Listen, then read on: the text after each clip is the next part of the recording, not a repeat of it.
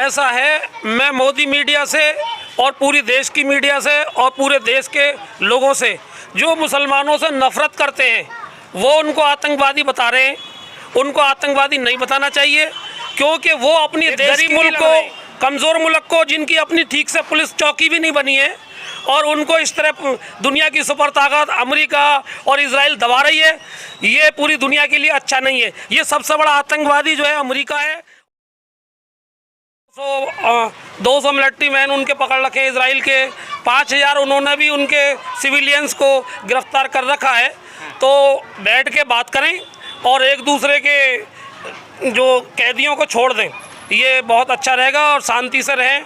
पूरे देश में स्थिति शांति रहेगी अगर वो दोनों बैठ कर समझौता कर लेते हैं ईमानदारी के साथ, तो ये बहुत पूरे देश मिडिल ईस्ट के लिए बहुत अच्छा रहेगा। लेकिन समझौता की बात करें तो प्रधानमंत्री ने भी कहा है कि समझौता करना चाहिए, लेकिन ऐसे हालात बन रहे हैं कि आतंकवाद वहाँ बढ़ावा बढ़ रहा है, क्योंकि लगातार जो है घरों में घुस रहे हैं, आतंकी हमले हो रहे हैं। क्या कहेंगे? ऐसा है, मैं मोदी मीडिया से और पूरी देश की मीडिया से और पूरे देश के लोगों से जो मुसलमानों से नफरत करते हैं वो उनको आतंकवादी बता रहे हैं। उनको आतंकवादी नहीं बताना चाहिए, क्योंकि वो अपने देश के लिए लड़ रहे हैं, अपनी ज़मीन के लिए लड़ रहे हैं, अपनी देश को आज़ाद करने के लिए लड़ रहे हैं। पूरी दुनिया के देश आज़ाद हो चुके हैं। ये फ़लस्तीन को इसराइल से आज़ाद कराना चाहिए और पूरी दुनिया को साथ देना चाहिए। ये अमेरिका की भी बेईमानी है कि वो इसराइल का ही हमेशा साथ देता है और फ़लस्तीन का उनका साथ नहीं देता है।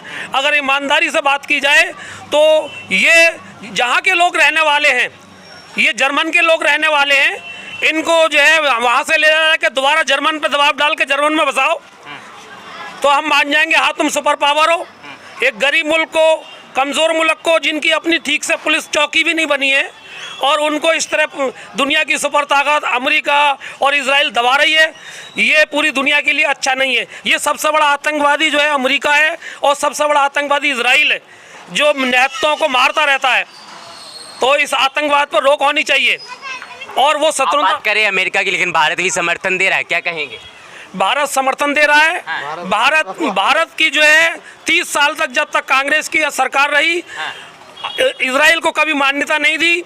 और हमारे बीजेपी के जो बड़े नेता थे जो दुनिया से गुजर गए, अटल बिहारी वाजपेयी ने कहा था वो फ़लस्तीन की ज़मीन है और फ़लस्तीन की ज़मीन को इसराइल को खाली करना चाहिए।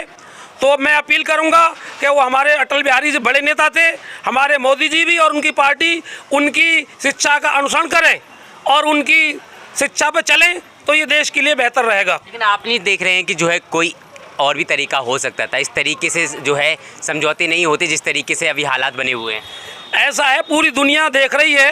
पिछले 1 साल से मस्जिद में नमाजियों पर घुसकर उसने 200 सिविलियन को मार डाला, औरतों को, बच्चों को गिरफ्तार करके ले गया। तो जब दुनिया कहाँ थी? और 6 महीने से, परसों ही ये 1 हफ्ते पहले 3 बच्चे मारे थे, और रोज़ाना वो मारता है घुस घुस के इसराइल, पकड़ के ले जाता है।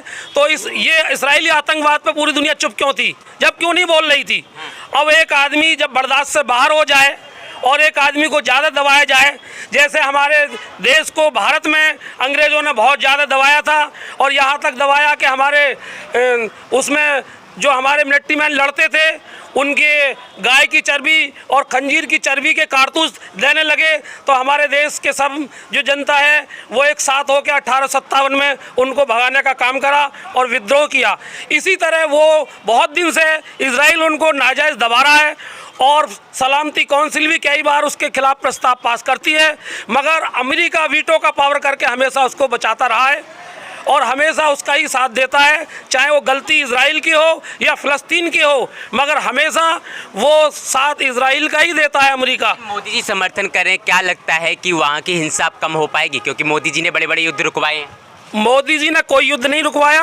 मोदी जी कह रहे हैं यूक्रेन में अब भी युद्ध हो रहा है। रसिया के प्रधानमंत्री कह रहे हैं कि नाटो ने यूक्रेन को तबाह करा दिया। ऐसे ही अमेरिका जो उसको इजराइल को तबाह कराने डोल रहा है, और अगर अमेरिका आया तो हम भी आएंगे।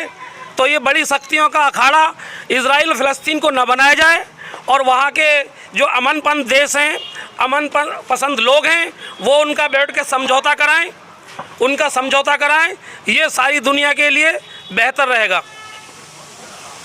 तो देखा आप लोगों ने, एक वीडियो भी वायरल हो रही थी वहाँ से, जहाँ जो एक दादी, बूढ़ी दादी थी, उनका कहना है कि जो है हम वहाँ पर सुरक्षित नहीं है, क्योंकि वहाँ पर उनकी पोती को नोटिस मिलता है, वो अपनी मोबाइल में वीडियो देखती है कि जो है उनके टुकड़े कर दिए जाते हैं, और जो है एक आतंकवादी उनके घर में आकर तो उनके टुकड़े करके उन्हीं की मोबाइल से उनकी पोती को वीडियो भेजती है। कितनी दर्दनाक स्थिति बनी हुई है। आपकी क्या राय है वहाँ की दुर्दशा को लेकर, कमेंट बॉक्स में ज़रूर बताइएगा। कैमरामैन आंसू के साथ मैं गोविंद, दिल्ली।